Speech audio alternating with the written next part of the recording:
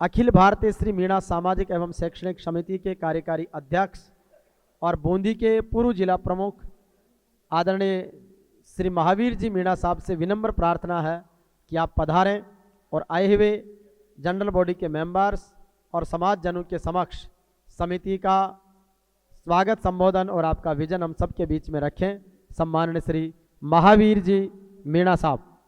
आज की सभा के अध्यक्ष आदरणीय लक्ष्मी मीणा साहब, हमारे संरक्षक आदरणीय केएल मीणा साहब, चेयरपर्सन आर डी मीणा जी, बॉम के सभी सदस्य, सभी पधारे हुए समाज के महामासाओं, दानदाताओं, सभी अधिकारीगण, डीआई साहब, हमारे संस्था के महिला बॉम के मेंबर कमला जी, पूर्व प्रधान अरुणा जी, प्रधान पति हंसराज जी, डीआईजी साहब, सभी हमारे आरएस अधिकारीगण, सभी समाज बंधु। जैसा कि आज हमारी जो साधारण सभा है, इसके पीछे हमारा जो सोच था, मैं समझता हूँ आप सबने जो सहयोग किया है। अरे एडिशनल बेटा है हमारा बेटा, चुपचाप आके बैठ गया, आज तेरी रसीद कटेगी, कट गई। आदरणीय सभी मान भावों, साथियों, आज जो काम जो हुआ है, इसके असली अगर कोई है हमारे संरक्षक अध्यक्ष आदरणीय लक्ष्मी मीणा साहब है। इनकी सोच ने, इसके विचार ने पूरे हाड़ में एक अलग जगाई। वो अलग ऐसी जगाई जो आज पूरे प्रदेश में उसकी चारों ओर प्रशंसा हो रही है। आज आप जो बैठे हो जिस कैंपस में, ये उन्हीं की सोच की देन है। इनकी सोच ने हमारे पूरे प्रदेश के अंदर एक अलग ही क्रांति आई है। आप जयपुर में देख लीजिए बालिका हॉस्टल, उस बालिका हॉस्टल ने क्या नहीं दिया हमें। ये ज़मीन जो मिली ना, ये बालिका हॉस्टल की देन है। मैं आपसे निवेदन कर देना चाहता हूँ, वहाँ पर हमारे पास डेवलपमेंट चार्जेस के 20-25 लाख रुपए जमा कराने थे। वो पैसा हमारे पास नहीं था उस वक्त।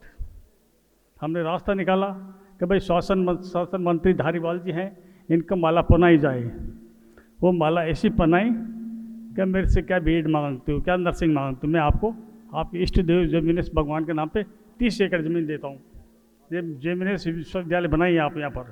तो आज ये ज़मीन का अलॉटमेंट हुआ और उसी ज़मीन पर जो कुछ निर्माण हो रहा है, वो धारीवाल जी की एक सोच थी, उनकी देन है। आज हमारे अध्यक्ष महोदय की सोच ने इस बात को आगे बढ़ाया, तो आज ये पूरा विश्वविद्यालय जो बनकर आपके सामने तैयार है। लेकिन मैं आपसे निवेदन कर देना चाहता हूँ, अभी काम तो शुरुआत हुई है, असली काम तो अब आप सबको मिलकर करना पड़ेगा। तो आप ये नहीं सोचें, आपको मैसेज, आजकल मोबाइल का ज़माना है, इससे इतला मिलेगी, इससे सूचना होगी। आपको हर वक्त सहयोग करना पड़ेगा, हर वक्त तैयार रहना पड़ेगा। आज आदरणीय लक्ष्मी मीणा साहब की सोच ने दौसा के अंदर बहुत नेता नांगड़े होते हैं, वो कुछ पादर नहीं फटक पाए। वहाँ पर ज़मीन थी 8 बीघा हमारे पास समाज के नाम पे। वहाँ बड़े बड़े नेता ने खूब प्रयास किया। मैं नाम भी लेता हूँ, डॉक्टर करोड़ भी एक था, नमोना जी भी हैं, और भी हैं। कोई नहीं बना पाया वहाँ पर। क्यों नहीं बना पाए? इतना समय किसके पास है, इतनी सोच किसके पास है? लेकिन यही आपकी समिति कोटा की केएल मीणा साहब, इस समिति ने आपको दौसा में जाके बीड़ा उठाया और बीड़ा उठा के वहाँ पर बालिका हॉस्टल का निर्माण हमने शुरू किया। और एक ही साल के भीतर हमने 60-70 कमरे का हॉस्टल बना के दौसा में तैयार कर दिया। इसके पीछे लक्ष्मी मीणा साहब की देन है। इन्होंने सोचा कि क्या करें, मैंने अपन बनाते चल के, तो कोटा वाले सारे साथी गए और सारे साथियों ने मिल के शुरुआत कर दी और वो बन के तैयार है। इसी प्रकार से यहाँ पर जो देख रहे हो आप, पूरे चाहे दौसा का हो चाहे जयपुर का हो, ये सारी इसके पीछे देन लक्ष्मी मीणा साहब की। मैं तो आपसे निवेदन करना चाह रहा हूँ, इतने अच्छे अच्छे काम जो हो रहे हैं, तो पूरा हिंदुस्तान में आपकी पहचान है, हार्डवती की पहचान है।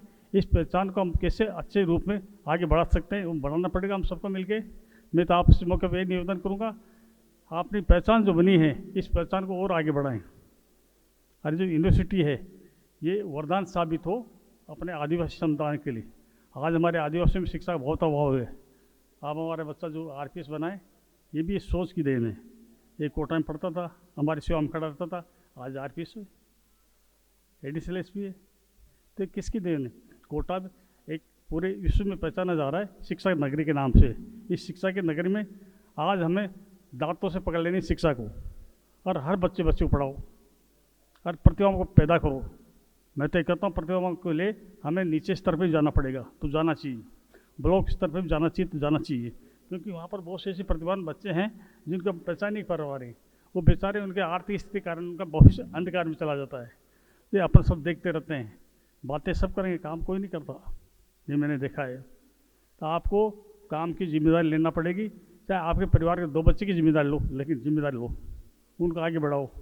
जब तक सोच नहीं होगी हमारे समाज के अंदर, जब तक हम सही रास्ता नहीं पकड़ सकते। मैं तो इस मौके पर इतना ही कहूँगा कि आज ये जो कुछ भी देख रहे हो आप, ये सब आप सब साथियों की बदौलत ये सपना साकार हुआ है।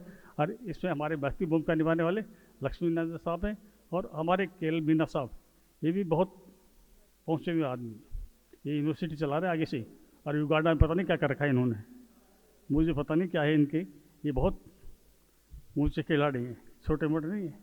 पूरे प्रदेश के IAS अफसर इनके दाद देते हैं इनकी काम की। तो ऐसे प्रतिभावान जब अधिकारी हमारे पास हो तो इनका हमें उपयोग करना चाहिए।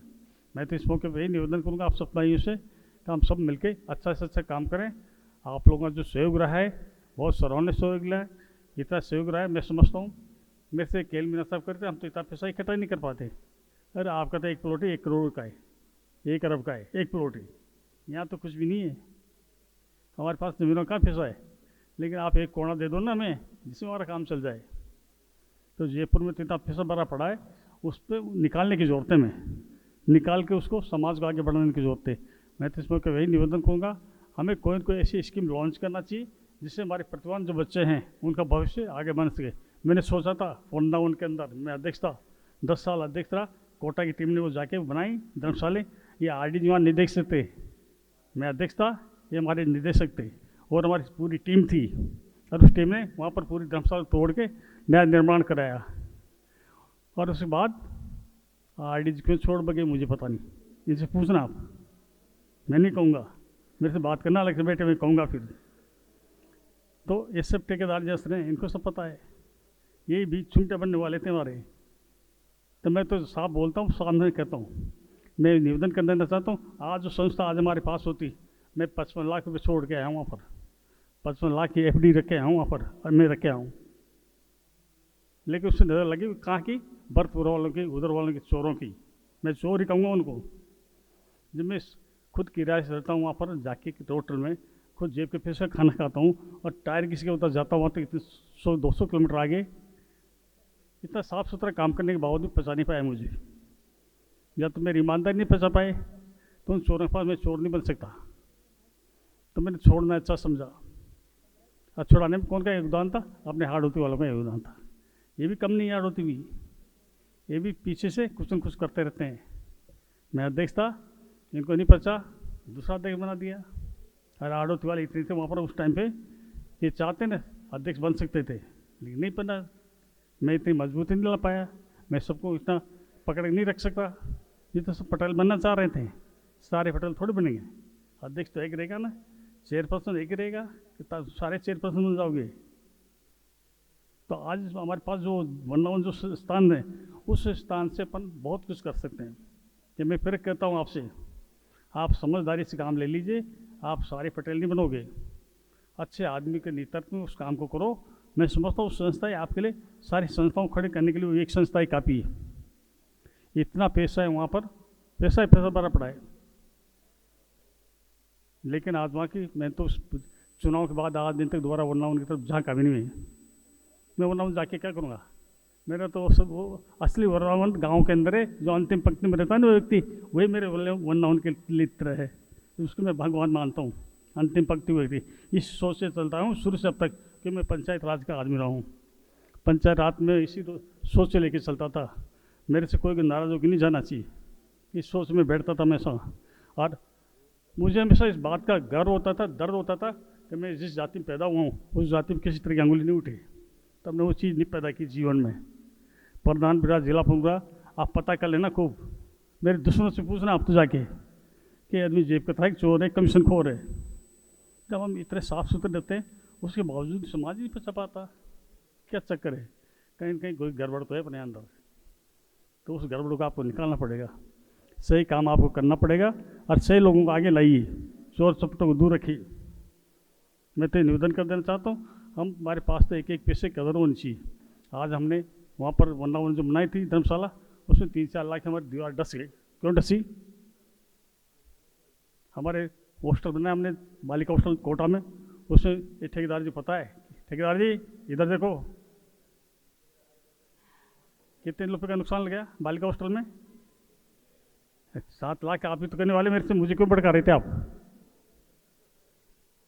6-7 रुपये नुकसान लग गया और वो सब दूल्हा मिट्टी चाट रहा हो पैसा। तो ऐसा नहीं होना चाहिए। गलती हो, गलती को स्वीकार कीजिए। मैं गलती करूँ, मुझे मुँह पे कहिए आप, मैं मानूंगा, लेकिन हमारे पास एक एक पैसे की कीमत होनी चाहिए, वजूद होना चाहिए। और मैं तो मानता हूँ कोई अच्छा काम करने वाला कैसा व्यक्ति, उसका सम्मान होना चाहिए। मैं तो इस मौके पर आपको यही निवेदन करूंगा। हमारे पास केएल मीना साहब हैं, लक्ष्मी मीना साहब हमारे अध्यक्ष हैं। मैं समझता हूँ लक्ष्मी जी से मुझे बहुत कुछ सीखने को मिलता है।